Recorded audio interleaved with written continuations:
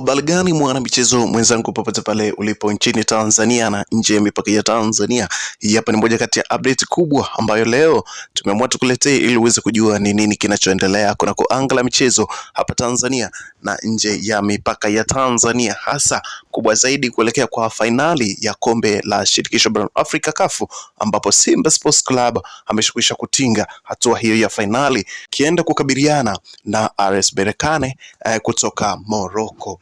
Bana, nimeamua kukuletea moja kati ya CV ya kocha wa RS Berkane ili uweze kujua Fadlu Davis na kocha huyu ni wapi wamepishana, na Fadlu Davis anatakiwa afanye kazi ya ziada kuhakikisha kwamba anamkabili kocha huyu wa RS Berkane. Finali ya kombe la shirikisho barani Afrika CAF kwa msimu wa 2024-25 haitakuwa na matembezi uwanjani kwa upande wa Simba Sports. Ili kunyanyua kombe hili kwa upande wa Fadlu Davis na wachezaji wake, ni lazima wamzidi ujanja kocha huyu Monchamban ambaye ni kocha wa RS Berkane, moja kati ya makocha wepesi kufikiria na wajanja katika kimbinu wakiwa katika kazi yake uwanjani. Kocha wa RS Berkane tayari yupo jikoni akipika mbinu kali za kukabiliana na mnyama Simba. Hii hapa tu ni moja kati ya CV ya kocha Chaban wa RS Berkane.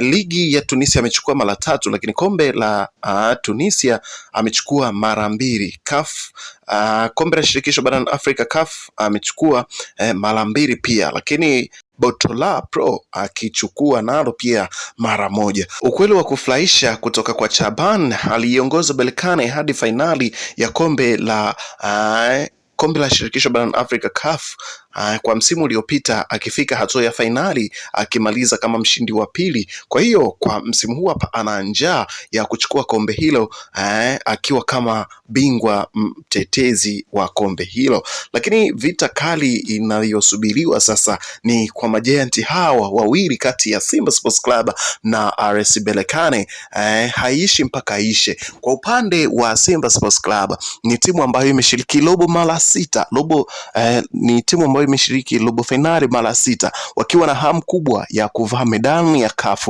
na si kuvaa tu medani ya CAF, kuhakikisha wanachukua kombe la shirikisho barani Afrika CAF wakiwa kama champions wa kombe hilo, kutokana na kwamba wana hamu ya kulichukua kwa siku nyingi, ili waendeleze kurejesha furaha yao na kurejesha heshima yao, ni kuhakikisha kwamba wanachukua kombe hilo. Simba Sports Club kuwa nafasi ya 4 katika ranking za CAF si kwa bahati mbaya, ni kutokana na ukubwa wa Simba Sports Club, na hapa vinakwenda kukutana vilabu ambavyo vina tofauti kubwa kati ya katika ranki za CAF. Simba Sports Club akiwa nafasi ya 4 katika ranki za CAF, lakini huwezi ukamlinganisha na RS Berkane ambaye yuko nafasi ya 9 katika lenki za CAF. Simba Sports Club anaonekana yupo juu katika mashindano haya kutokana na kwamba na katika lenki za CAF yupo juu zaidi, na akishika namba 4 anakwenda kukutana na RS Berkane ambaye katika msimu uliopita alicheza pia fainali na akimaliza kama mshindi wa 2 katika kombe hili la shirikisho barani Afrika CAF. Lakini kwa sasa kocha Chaban, kocha wa klabu ya RS Berkane, ameonekana akiwa na mbinu nyingi na akiwasumbua majianti pia.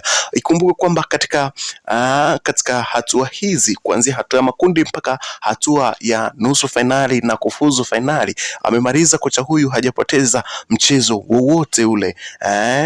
Michezo yote ametoa adhabu, lakini baadhi yake akitoa suluhu, akitoa sare katika baadhi ya michezo. Simba Sports Club tumeona akipoteza michezo kadha wa kadha, lakini pia mingine akisuluhu na mingine akitoa adhabu kali, na mpaka ametinga hatua ya fainali.